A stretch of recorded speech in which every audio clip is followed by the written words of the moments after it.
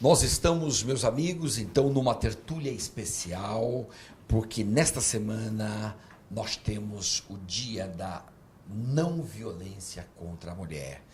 E nós, então, estamos hoje entrevistando a professora Alice Bianchini, nossa maior especialista, uma das maiores especialistas do tema no nosso país. Sabe todos os números, tem trabalhado com isso diariamente e tem escrito muita coisa muito importante. Tem até um livro, inclusive um livro da professora Alice Bianchini, que vai sair em breve, um livro versando sobre violência contra a mulher. Né? Neste livro, você vai poder, então, examinar tudo quanto é números dessa violência, os posicionamentos.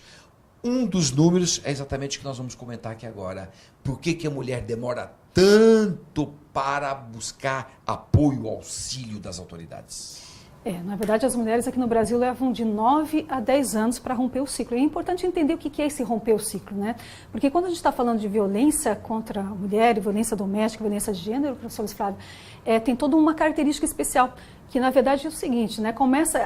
A violência ela vai começando devagarinho. Então começa com uma indisposição, com um pequeno conflito, essa violência vai aumentando até chegar realmente uma violência de proporções bastante elevadas. Aí, num segundo momento, acontece a reconciliação do casal. Né? E aí vem a reconciliação, se imagina então que está tudo resolvido, que aquilo foi um episódio da vida do casal, porque o marido estava naquele momento aborrecido, a mulher sempre se sente culpada também, que é um problema lá que Freud vai explicar, as mulheres sempre se sentem culpadas, não, mas eu não deveria isso, eu não deveria aquilo, ou seja, existe todo um auto-engano, na verdade, né? E aí, a partir desse momento, o que acontece? A reconciliação, a fase da lua de mel, que dura um período, até que de novo os conflitos pequenininhos vão aumentando, até que de novo ganhem proporção. E isso então vai acontecer na vida do casal, na média aqui nas mulheres brasileiras, por 9 a 10 anos. E o porquê que essa mulher então, ela fica nesse ciclo de violência e ela não rompe com esse ciclo de violência? E essa que é uma questão importante. A primeira informação importante em relação a isso é que nós temos uma das pouquíssimas vezes no Brasil, uma pesquisa de vitimologia. Porque agora a pergunta foi feita para essas mulheres que sofrem violência, 20% sofrem violência todos os dias, e se foi perguntado para elas, você mulher que sofre violência, por que você não faz alguma coisa? Por que você não denuncia? Por que você não separa? Por que você não busca auxílio? Às vezes não basta um auxílio de um psicólogo, por que você não faz alguma coisa? Ou seja, por que você convive com essa violência? E aí nós temos os dados. Então, na verdade, o que vai acontecer? 31% dessas mulheres que sofrem a violência respondeu, né, que está aqui no nosso quadro, 31% vai responder que ela não rompe o ciclo por preocupação com a educação, a criação dos filhos. Então, o filho aparece realmente em primeiro plano para essas mulheres. Em segundo lugar, com 20%, vai aparecer, que está aqui também, medo de vingança do agressor. Para depois, professor Luiz Flávio, vir vergonha da agressão, acreditarem que seria a última vez, dependência financeira, acreditarem que não existe punição, ou até outras que tiveram outras opções de escolha. E aí você vê que mais da metade se concentra ali em relação aos filhos e o medo. Então, isso a gente precisa compreender. E é interessante dentro desse aspecto, por quê? Porque se por um lado a preocupação com os filhos é o que faz com que essa mulher fique num relacionamento conflitivo, também é por conta dos filhos que ela rompe esse ciclo, porque poderia ser perguntado, seria a curiosidade, a próxima pergunta. Muito bem, por causa dos filhos ela ficou de 9 a 10 anos, mas e de repente ela resolveu romper com o ciclo. O que determina essa iniciativa da mulher? E por incrível que pareça, de novo, nós vamos encontrar os filhos no centro da atenção. Os filhos no primeiro momento, para que ela não separe, mas os filhos no segundo momento, para que ela se separe. E que características são essas? Quando você está ali 9, 10 anos depois do casamento, que os filhos vão ter exatamente essa idade, porque normalmente as pessoas casam e já têm filhos logo depois, o que vai acontecer com essa mulher? Primeiro, os filhos já estão numa idade que toda uma pesquisa, o Mapa da Violência 2012 vai demonstrar isso, que essa idade da criança, a criança começa a sofrer também violência do pai. até determinada idade da criança, o pai e a mãe são responsáveis pela violência doméstica contra a criança. Mas a partir de uma determinada idade, é o pai preponderante. E aí essa mulher diz o seguinte, olha, enquanto estava comigo, o problema era comigo, eu segurava as pontas. Mas agora, não, agora começou a pegar também no meu filho. Então agora não é mais brincadeira, vamos levar a sério essa situação. Então esse é um primeiro momento. E outro momento também é da psicologia fortíssima da mulher, né? Essa mulher, então, ela já está lá indo para os 30 anos, ou passando dos 30 anos, a idade balzaquiana, que todos nós conhecemos, e aí ela sabe que se ela não resolver a sua vida logo, ela vai ter cada vez mais dificuldade, até por um outro dado também, que é um dado dos homens brasileiros. Os homens brasileiros preferem as mulheres mais novas. Então imagine, uma mulher separar com um filho com mais de 30 anos, a vida dela, ela sabe que começa a ficar difícil. Então ela começa a pensar nas duas coisas. Começa a pensar nela, que até então ela vai pensando só na família, na família, na família, na família. E chega um momento da psicologia da mulher que ela diz, epa, agora chegou a minha vez, deixa eu pensar um pouquinho em mim. E fora também a questão do filho, que começa a sofrer com a violência.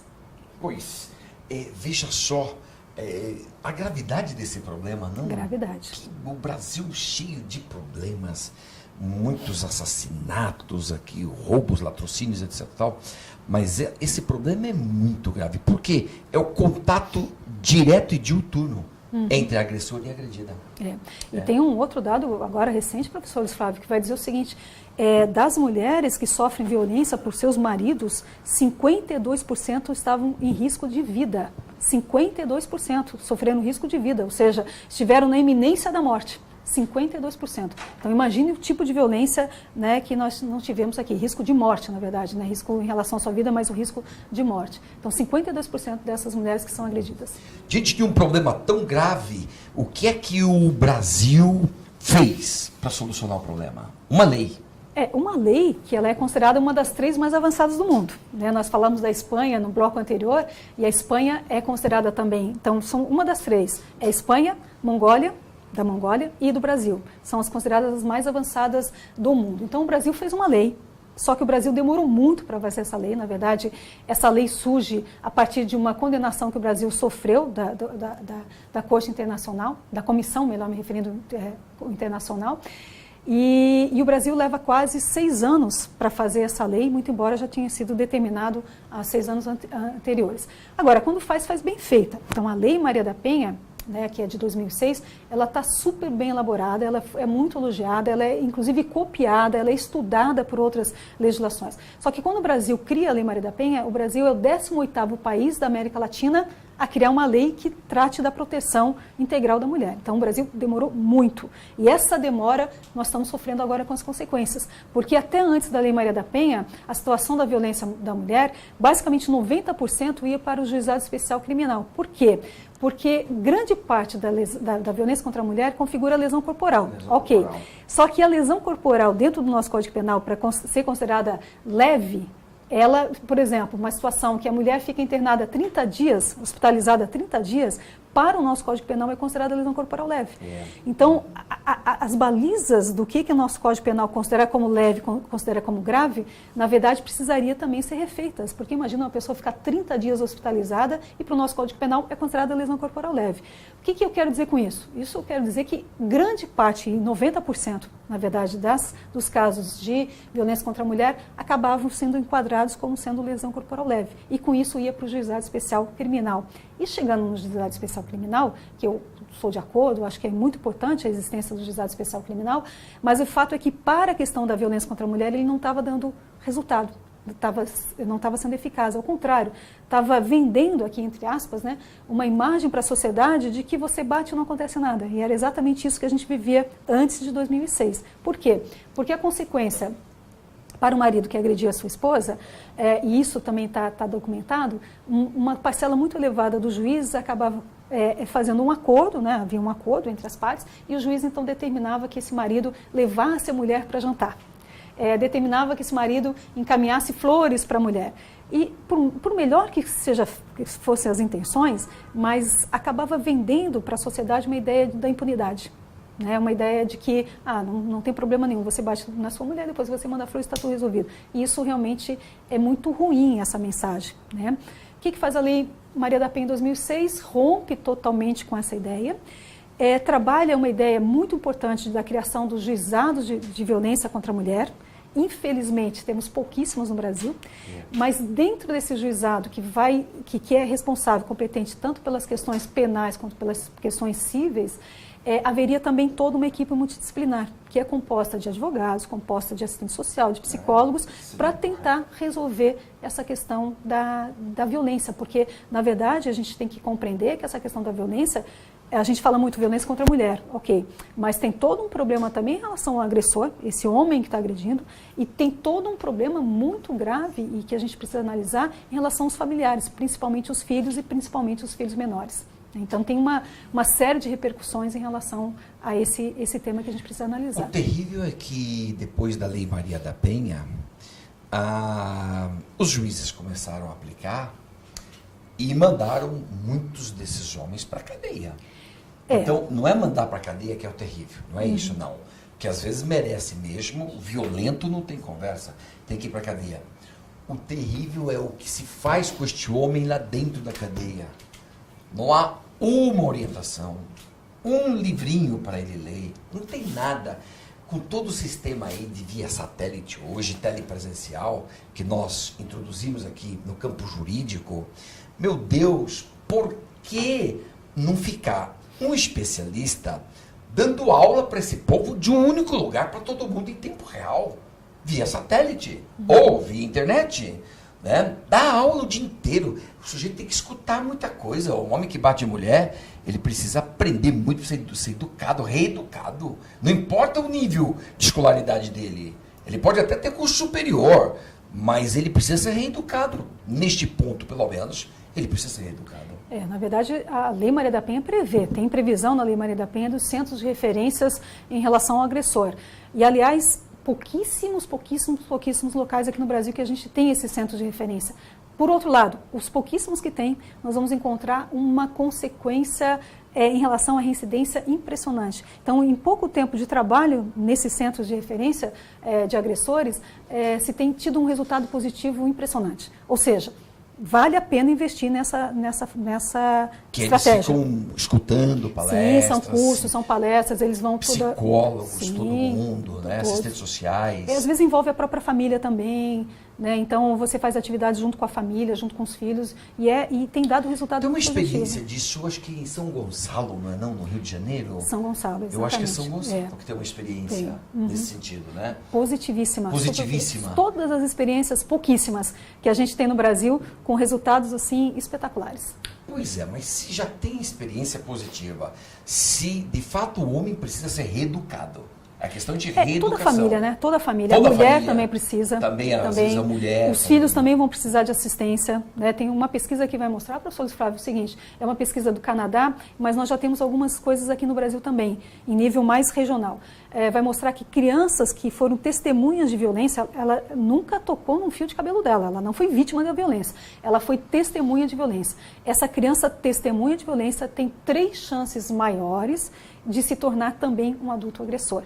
Então, imagine, você também tem que trabalhar essa criança, porque se ela foi testemunha dessa violência, e ela sofreu essa violência também, claro, né, sem sombra de dúvida, ainda que ela não tenha uma violência física direta contra ela, mas ela se assustou com aquele fato acontecido, ela tem medo do pai, né? Você vai encontrar uma série de campanhas que vão mostrar exatamente isso.